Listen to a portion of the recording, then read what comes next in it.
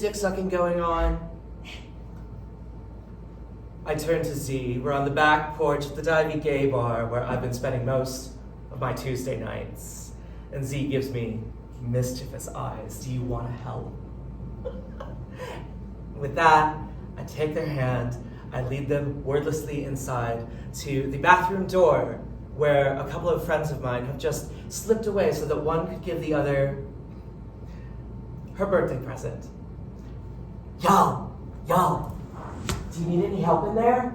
I'm pressing my hands against the bathroom door now. Do you need any help in there? And the door opens just a crack, and an impatient voice inside whispers, "Get in here!" And me, Z, and a coterie of other trans and queer people follow us in, and the door shuts.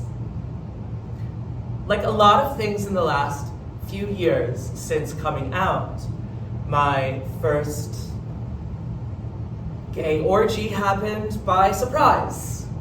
Yes, I did say first. Yes, there have been others. No, I don't know. Just born lucky, I guess. I do not think I'm better than you,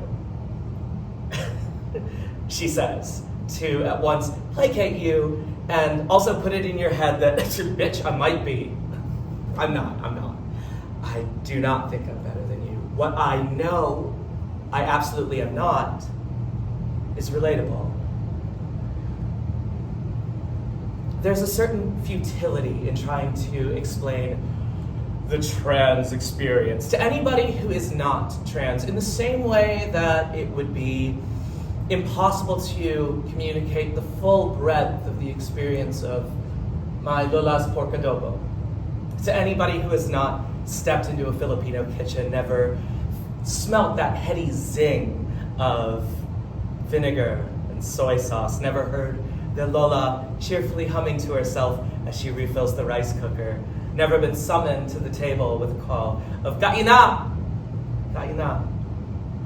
Now, I could say all of those words to you, but unless you have sat at that table, you'll probably be substituting, I don't know, your grandmother's meatloaf. And no offense to Grandma, not the same thing. So I am asking you for the moment to forget the taste of meatloaf. You need to set aside our human tendency to fill in the blanks, to bring yourself to the text. Grandma's meatloaf will not help you here.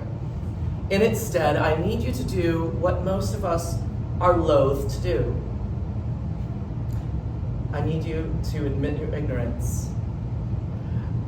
If you've never dreamed of being a gender other than the one that you were assigned at birth, you should admit that to yourself. If you've never slipped on a dress and felt your entire demeanor change, your shoulders sit back, your head sit higher, your voice carry just a little further, you should admit that to yourself.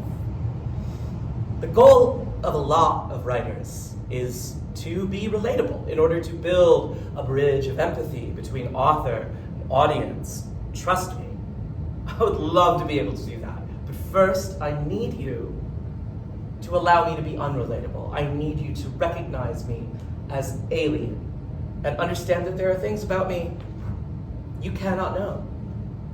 I need you to say to yourself, I do not know what it means to be transgender. Because that taste of meatloaf, that fidelity of self and perception, that's only gonna fuck you up where we're going. Spit it out. We're making something new. So, Z has my dress pulled up around my waist, and they are down there doing things. My friend Rose, pressed up against the bathroom sink, has her hand on my tit, and she is admiring the goods. Those are coming in nicely. Thanks. Hers are too. Of the 6 or so, who could count? Who could keep remember? Of the 6 or so queers in this bathroom, I have fucked 2 of them. And the sex was fun, of course, like it was sex. It was gay sex and that. But beyond that, it was instructive. These first years of transition have been a learning process. And yes, a lot of that necessarily involves sex. Imagine that you wake up one morning and realize that the way that you've been having sex your entire adult life has been not wrong, just incomplete. Like, it's been fun, of course, but then a door opens and all of a sudden, oh my God, it feels so much better now. It feels so much better in my body. It makes more sense. This is what sex is supposed to feel like. It's supposed to feel euphoric. Eventually, of course, somebody else actually needs to use the bathroom, and there is an impatient knock at the door, and a lot of us perverts pull ourselves together and come tumbling out like a queer clown car into the far corners of the night. And Z takes me by the hand and pulls me to the patio and kisses me.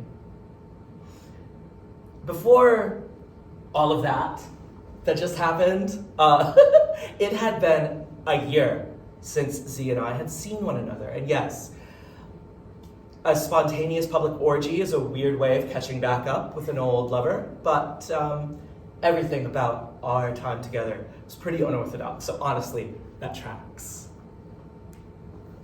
All of that shit that I said about Meatloaf, I wish there had been somebody there to tell me that when I first came out. There's this wild juxtaposition of my life before transition and my life now.